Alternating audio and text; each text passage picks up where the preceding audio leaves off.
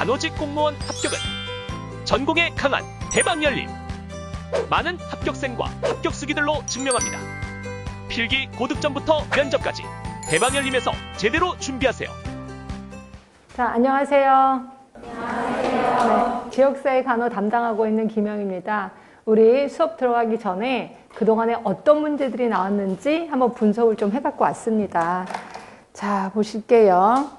제가 이제 그 4개년 문제를 좀 갖고 와봤습니다. 그래서 봤더니 2018년도에 서울 지방 2개 받고 2019년도가 서울이 2번 시험을 봤습니다. 그래서 2월, 6월, 그 다음에 지방 요 3개를 갖고 왔고 그 다음에 2020년도에는 강주에서 따로 또 사람을 뽑았거든요. 그래서 지방, 광주, 서울 그래서 3개. 그리고 올해 2021년도에 서울, 경기 이렇게 봤어요. 그래서 이걸 좀 분석해 봤더니 여러분들 이걸 볼 때 어떤 식으로 보냐면요. 가장 많이 나온 곳은 어떤 거야? 그리고 이게 추세가 어떻게 돼? 지금 늘어나고 있는 거야? 줄어들고 있는 거야? 이거를 좀 보시는 게 좋습니다. 그래서 가장 많이 나온 거는 당연히 처음 거. 그래서 대부분 국내 보건정책 부분이 가장 많이 나왔구나라고 보시면 되고요. 요거의 흐름을 좀 보시면 처음에 3개, 도중에 2개, 점점 많아지기 시작해서 올해 경기대는 6문제나 나왔었습니다. 그리고 점점 많아지고 있다. 결국 정책 부분이 조금 더 많아지고 있구나라고 보시면 돼. 그럼 정책 부분이 뭐가 있었는데 거기에 노인장 요양보험이라든지 그 다음에 사회보장제도 이런 것들이 들어가 있는 거죠. 그런 부분에 대해서 많이 나왔구나라고 보시면 될 것 같고요. 그 다음으로 많이 나온 게 당연히 간호과정이 많이 나왔습니다. 자, 간호과정을 잠깐 보시면요. 5개 있다가 1개, 3개 쭉쭉 가다가 끝에 가서 5개, 3개, 2개. 이거는 그냥 변함이 없구나라고 보시면 돼요. 간호과정 그럴 수밖에 없는 게 이건 끊임없이 계속해서 일률적으로 일정한 비율이 계속해서 나오는구나라고 보시면 되고요. 그 다음에 역학 부분이 그 다음으로 많이 나왔을 겁니다. 자, 역학 부분 볼게요. 자, 보시면 2개, 2개 있다가 도중에 좀 많이 나오기 시작했다가 또 다시. 근데 솔직히 올해 4개 정도 나오면 굉장히 많이 나온 겁니다. 결국 역학은 끊임없이 많이 나오고 있다라고 보시면 되고요. 특히 2021년도에 많이 나온 것 중에 하나가 코로나 때문에 더 그러겠죠. 그래서 지금 상황이 그런 거니까 조금 더 많이 나오겠구나라고 느끼시면 될 것 같고.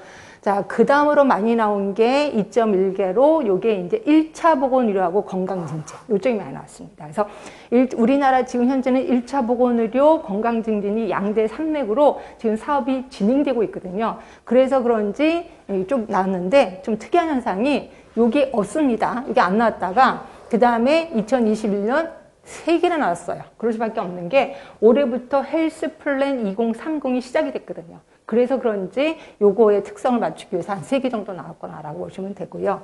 이거는 계속해서 많이 나올 겁니다. 자, 그 다음에는 이제 거의 비슷비슷하긴 하는데, 요거는 이제 흐름을 좀 보시면 돼요.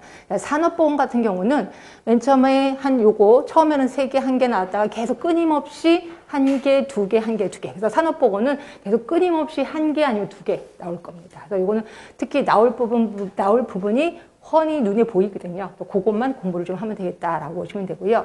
그 다음에 학교 보건하고 보건교육이 정말 특이한 게 뭐냐면, 요게 이제 솔직히 이걸 제가 2개를 묶어놔서 그러는데, 학교 보건이 점점 안 나와요. 그리고 보건교육이 좀 많이 나온다. 이렇게 보시면 되고요. 그러다가 요게 이제 학교 보건이 작년부터가 한 문제씩 나오기 시작합니다. 그러니까 요게 좀 줄어드는 추세인데, 줄어들다가, 그러니까 학교 보건이 줄어들었다는 거죠. 보건교육이 쭉 있다가, 여기에서가 학교 보건이 나왔을 거예요, 문제가. 그래서 학교 보건이 조금 나오고, 그 대신 보건교육이 좀 줄어들었구나, 이렇게 생각하시면 돼요. 그래서 학교 보건과 보건교육은 이게 좀 많이 나와야 될 것 같은데 희한하게 보건교사가 있어서 그런 것 같아요. 그래서 조금 많은 부분을 차지하지는 않는구나라고 보시면 되고요.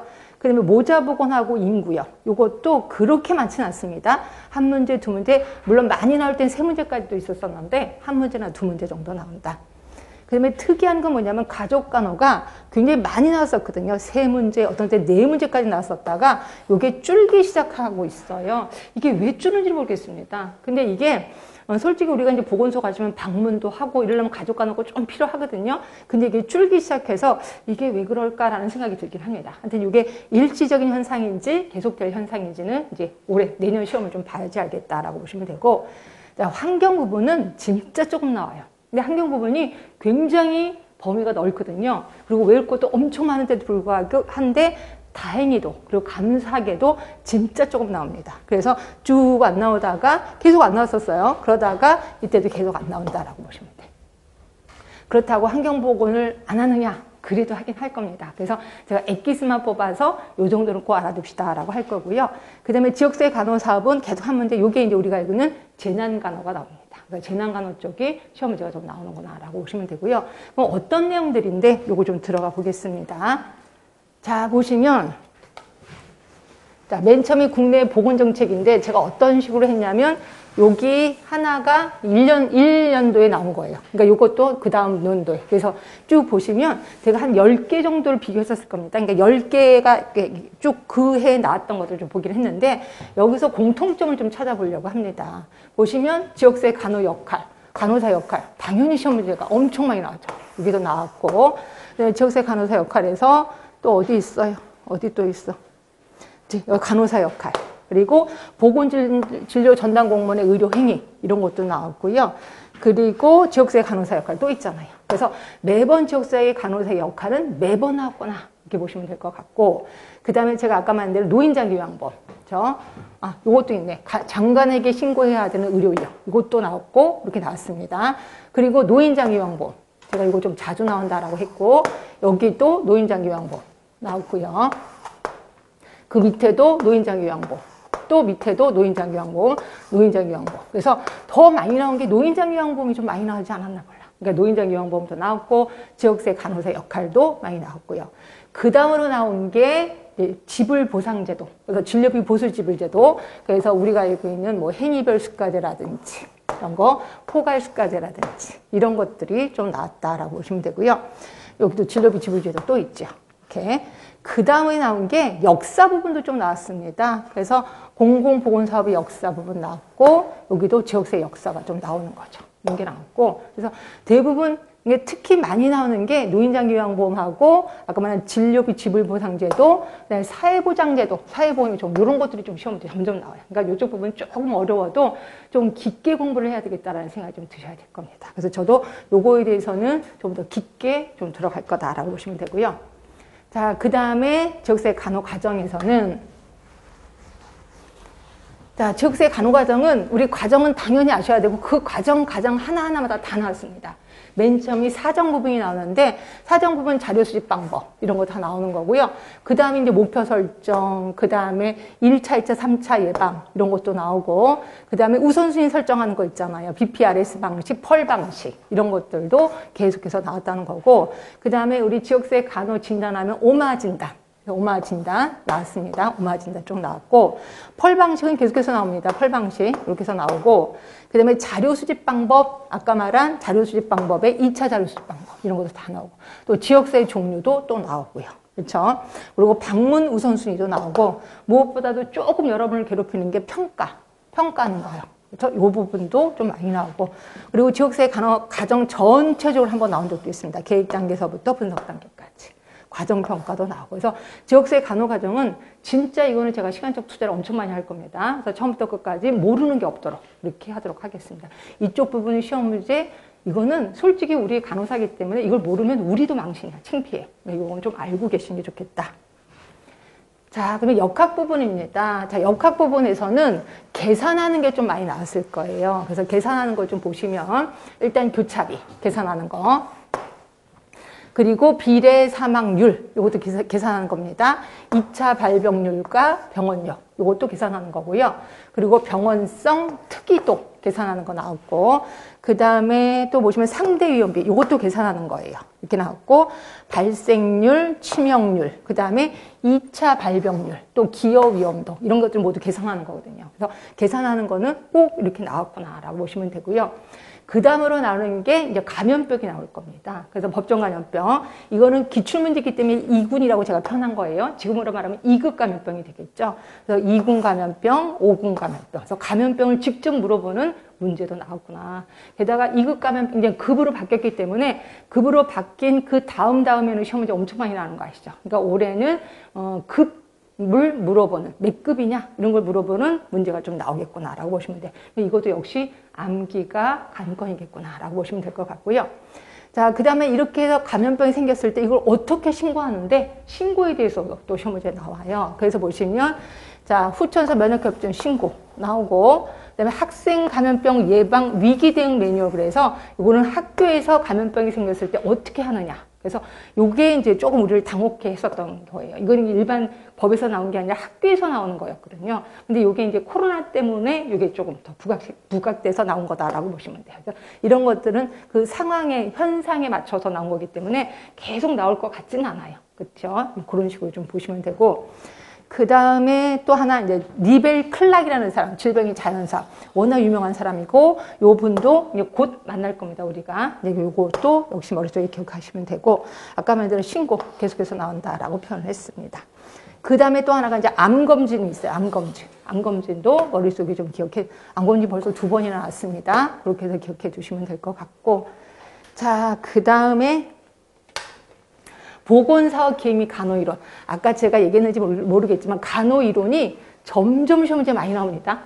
이 부분이. 그러니까 맨 처음에는 조금 미약하게 시작을 했다가 이게 점점 많이 나오는 게 이 이론이라고 생각하시면 돼요. 그래서 이론은, 그리고 점점 많이 나오는 거는 양도 많이 나올 뿐더러 조금 더 깊게 나와요. 그러니까 이론 부분에 대해서는 여러분들이 힘들어도 좀 정신을 차리셔야 되는데, 어떤 이론이 가장 많이 나왔냐면 당연히 요거 프리시드 프로시드 모형, 요거 많이 나왔습니다. 자, 나왔고요.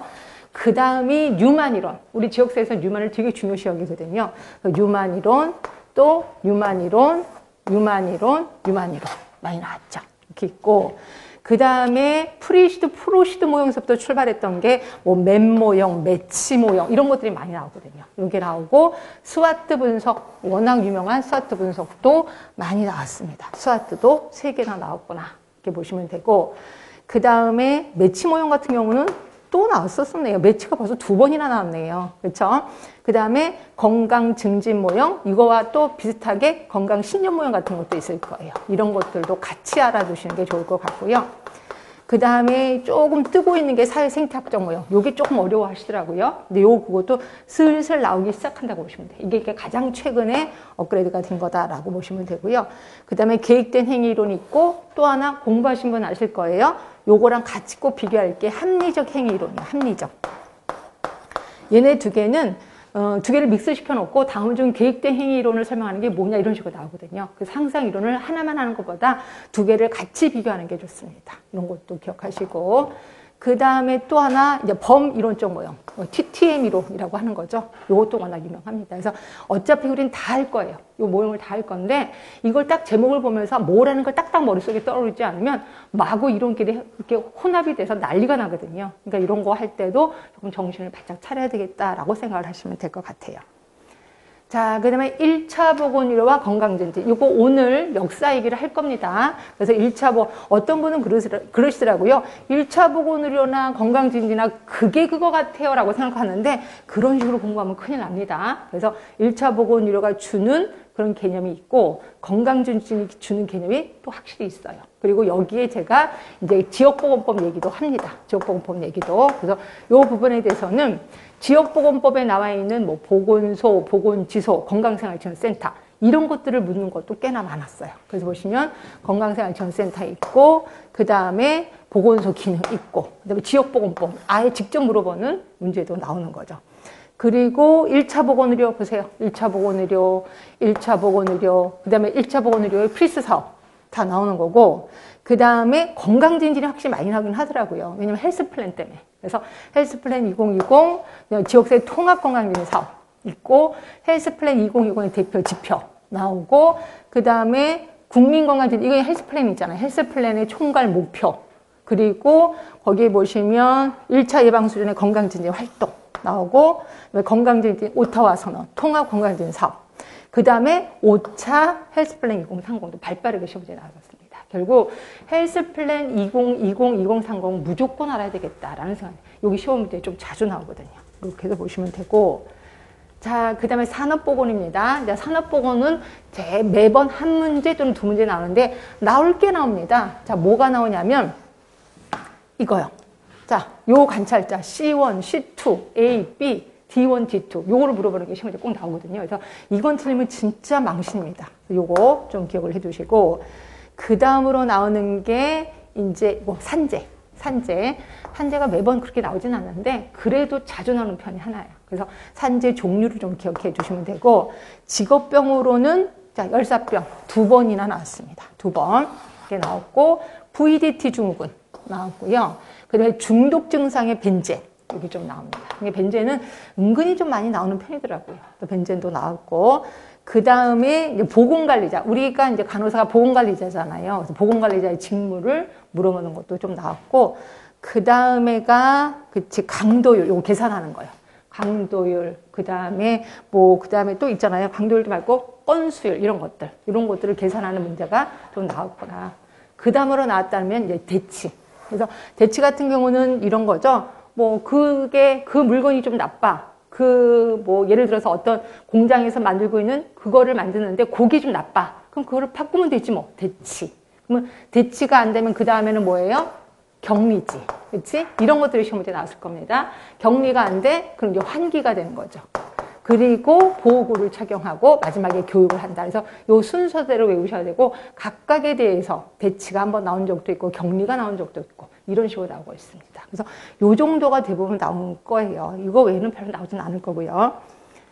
자, 그럼 학교 보건으로 갈게요. 학교 보건이 대부분 나왔던 게 요겁니다. 그래서 보시면 보건교사가 우리 간호사가 하는 거잖아요. 그래서 그런지 보건교사 직무가 나오고, 보건교사랑 학교장의 직무를 믹스시켜 놓기도 합니다. 그래서 때로는 학교장의 업무가 나오기도 하고 보건교사 직무가 나오기도 하고, 그 다음에 이제 대부분 감염병이 생겼을 때 어떻게 하느냐 이런 것들이 나올 거예요. 그래서 결핵 환자에 대해서 등교 중지 조치, 또 학교 내 감염병 발생 시 보고상, 이게 이제 코로나 때문에 나온 거다라고 보시면 되고요. 그래서 이런 식으로 감염병 아니면 보건교사의 직무 이 정도가 나오는구나라고 보시면 됩니다. 자, 그 다음에 보건교육으로 가시면, 보건교육이 한때 되게 많이 나왔었거든요. 근데 요즘 조금 줄어들고 있어서, 요게 좀 공부하는 게 양이 많은데 자꾸 줄어들어서 좀 걱정되긴 하는데, 대부분 그 목표가 있어요. 이 목표가 외우기 좀 힘든데, 이게 인지적 영역의 목표, 그 다음에 심리운동 영역의 목표, 이런 게 있거든. 그 목표를 물어보는 문제가 좀 나왔었고요. 그 다음에 이론이 인지주의, 행동주의, 그렇죠? 그 다음에 인본주의라고 했는데 요 세 개가 좀 나온다. 근데 이 중에서도 행동주의가 되게 많이 나왔네요. 3번이나 나왔습니다. 벌써 행동주의가. 그러니까 행동주의는 그래도 다행히 좀 쉬운 거예요. 어렵진 않아요. 그래서 요게 좀 나왔고, 그 다음에 조금 어렵다면 문제중심학습법, PBL이라고 해서 요게 좀 나오기 시작하고, 요거랑 헷갈리는 게 구성주의 학습 이론이거든요. 그래서 요 두 개를 비교하는 문제가, 요건 조금 어려웠을 겁니다. 그때 당시에. 요게 좀 나왔었고요. 그 다음에 아까도 했었던 합리적 행위론 요소도 또 있긴 한데, 그 다음에 나왔던 게 이제 심포지움하고 꼭 비교할 게 패널 토의거든요. 패널 토의. 그래서 심포지움과 패널 토의 요 두 개는 같이 공부할 거고, 시험 문제도 요 두 개를 헷갈리게 합니다. 그 두 개를 믹스시켜 놓고 다음 중 심포지움만의 특성을 골라라 이런 식으로 나와요. 그래서 요 두 개는 같이 공부하시는 게 좋고, 그 다음에 블레이드 쇼가 얘기한 교육 요구 유형이 있어요. 이거 4개밖에 안 되는데 이것도 좀 외우셔야 되겠구나. 그리고 각 론으로 들어가면 뜬금없이 역할극이 한번 시험에 나왔었습니다. 이것도 그렇게 어렵진 않은 내용이었을 거예요. 이런 게 좀 나왔었다라고 보시면 되고, 자, 그 다음에 모자보건입니다. 모자보건 하면은 합계 출산율, 총재생산율, 순재생산율 이런 것들이 나와요. 요거 말고도 순재생산율 이런 것들은 꼭 기억을 해 두셔야 돼요. 순재생산율. 그 다음에 인공임신 중절수술, 이것도 예전에 한번 그 법 때문에 법이 한번 이슈화가 된 적이 있었을 거예요. 이때 한번 요게 인공임신 중절수술 이게 한번 나왔고, 그 다음에 모성사망비, 또 하나가 모성사망률이라고 있습니다. 요 두 개를 비교하는 또 질문이 나왔었고요. 그 다음에 사망 관련 통계 지표, 그래서 영아 사망률 이런 것들이 좀 나왔었고요. 그 다음에 모자보건법에 나와 있는 산정 건강 진단 횟수가 있거든요. 이것도 제가 이제 구구단 외우듯이 외워라라고 하는 게 있습니다. 이거 좀 할 거고, 그 다음에 무엇보다도 제일 중요한 지표는 알파 인덱스. 그래서 알파 인덱스를 모른다 이러면 정말 망신입니다. 알파 인덱스는 꼭 알고 있어야 되겠다라고 보시면 돼요. 자, 그러면 인구 및 가족 계획에서는 자 보세요. 부양비가 엄청 많아요. 부양비.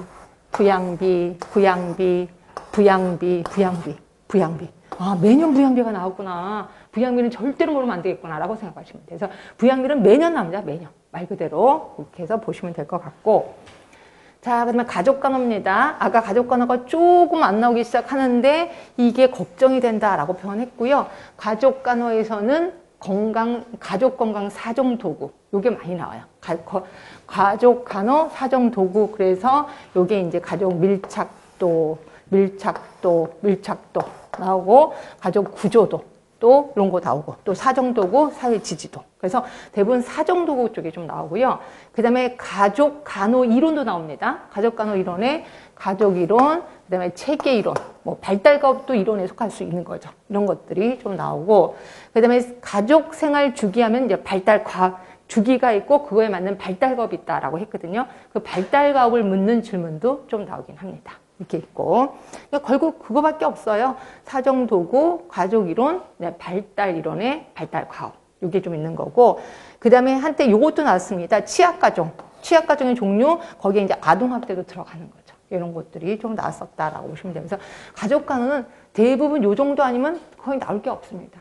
그 정도만 좀 알고 계시면 될 것 같고, 근데 환경이요. 환경에 대해서는 정말 많이 안 나온다라고 해서 진짜 기본적인 것만 나오는 겁니다. 그래서 보시면 지구온난화. 워낙 지금 이슈화가 되고 있잖아요. 지구온난화 좀 나오는 거고, 그 다음에 우리 그 스모그, 런던 스모그. 요거 또 LA형 스모그 비교해서 나왔었거든요. 그 다음에 이제 먹는 물, 그러니까 대부분 환경에는 크게 세 가지가 있는데요. 이제 공기 쪽이 있고, 물 쪽이 있고, 그 다음에 식중독이 있단 말이에요. 요 세 개를 우리는 묶어서 환경이라는 곳에 집어넣는데, 대부분 공기 쪽 하면 스모그 쪽입니다. 스모그. 그리고 물 쪽이면 먹는 물 수질 기준. 요게 좀 나오고, 먹는 물 수질 기준 같은 경우는 2번이나 이렇게 나옵니다. 근데 이거는 그냥 심심하면 문제 내시는 것 같아. 왜냐면 거기 수치를 제시하는 거라서 다음 중 올바른 수치는 뭐냐 이런 식으로 나오기 때문에 문제 내는 교수님이 좀 쉽게 내신단 말이에요. 그래서 요거는 심심하면 그냥 나오는 것 같고요.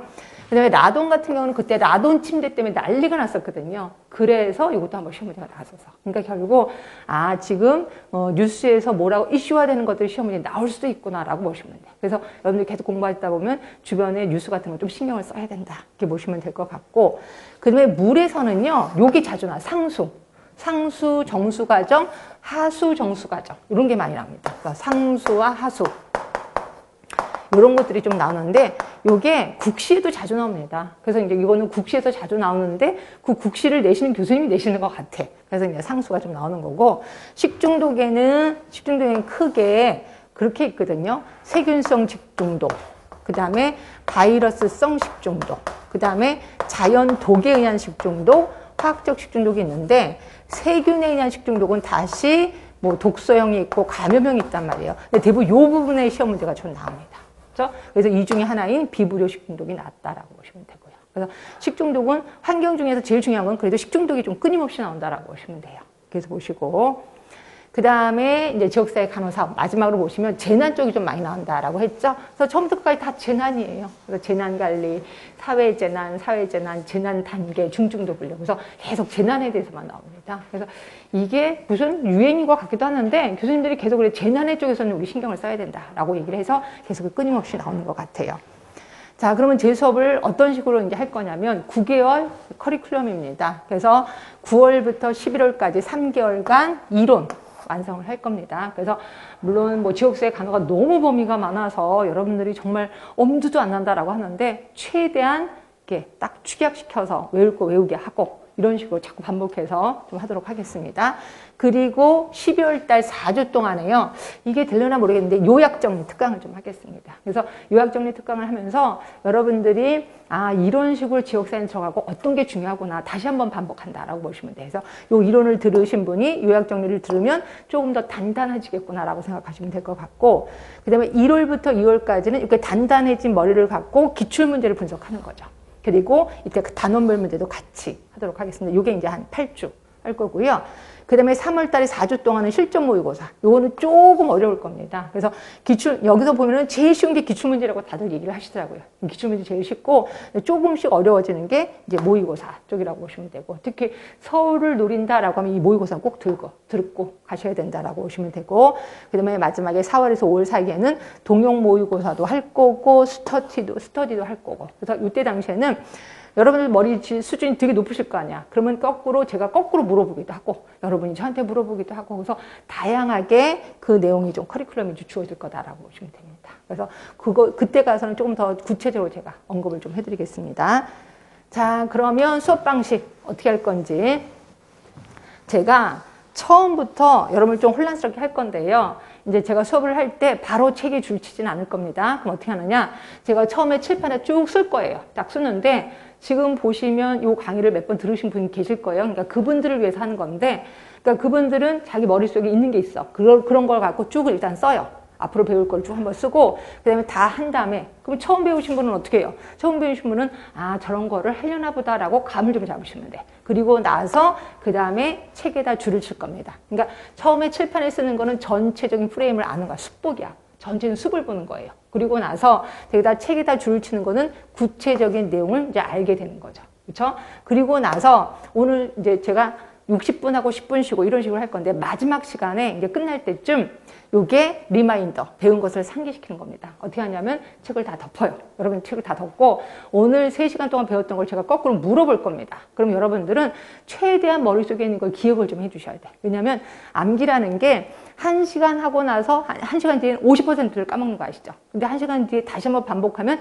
이게 좀 덜 까먹는단 말이야. 그래서 제가 이걸 다시 한번 리마인더를 시킬 겁니다. 배운 거를 상기시키고 그 다음 주에 오시면 쪽지 시험이라는 게 기다리고 있어요. 그래서 오늘 배운 걸 그대로 쪽지 시험을 한 20문제를 낼 건데 여러분들이 오자마자 좀 일찍 오세요. 그 쪽지 시험을 푸는데 모른다고 책을 찾아보거나 이러지 마시고 있는 거 갖고 하셔야 돼. 물론 일주일 동안 공부를 좀 하셔야 되겠죠. 그리고 나서 쪽지 시험 보시고 이럴 때 나의 약점을 안단 말이에요. 아, 내가 모르는 게 있었구나. 왜냐면 이 쪽지 시험이 되게 쉬운 거거든요. 쉬운 건데도 불구하고 내가 다 알 거야 라고 했는데 은근히 모르는 게 있단 말이에요. 그래서 약점을 좀 알아야 된다라고 보시면 되고요. 자, 이렇게 해서 모든 수업이 3개월 동안 끝났어. 그리고 나서 내가 나 몰라라 한다. 그게 아니라 애프터 서비스 들어가요. 그래서 제가 메일링이라는 거를 했는데 메일링 퀴즈예요. 10문제거든요. 그래서 일주일에 한 번씩 제가 10문제를 보낼 겁니다. 여러분들한테 메일로 보냅니다. 그래서 메일링 퀴즈라고 하는데 이걸 보내면 답은 안 줘요. 여러분들이 1번의 답은 몇 번이고 2번의 답은 몇 번이고 저한테 다시 답메일로 보내는 거예요. 그럼 제가 보고 몇 번 틀렸습니다. 몇 번 틀렸습니다. 정답은 안 가르쳐줘요. 몇 번 틀렸습니다. 라고만 얘기를 해. 그럼 여러분들이 틀린 거를 또 다시 정답을 보내줘야 되지. 그래서 3번 합니다. 3번. 그러면 보기가 4개니까 3번 틀렸습니다. 라고 하면 나머지 하나가 정답이 있구나라는 걸 느끼실 거야. 이렇게 해서 이건 본인 스스로 공부하신 건데 이게 도움이 많이 된대요. 왜냐면 그냥 이런 거 하세요라고 넙죽넙죽 보여주는 것보다 본인 스스로 공부하다 보면 조금 더 많은 걸 알게 된다라고 하더라고요. 그래서 요거 효과가 좋아서 요거 하겠습니다. 자, 일주일에 한 번씩 30회입니다. 굉장히 오랫동안 할 거예요. 자, 그리고 나면 그러면 실력은 어떻게 해서인지 이 암기는 여러분들 꼭 그래. 시험 보기 전에 외우면 되지 않나요? 안 되는 거 아시지? 미리미리 외우셔야 돼. 그럼 미리미리 외운 거를 잊어버리면요. 그래서 유지를 시켜야 되는데 그 실력 유지하는 거 2가지.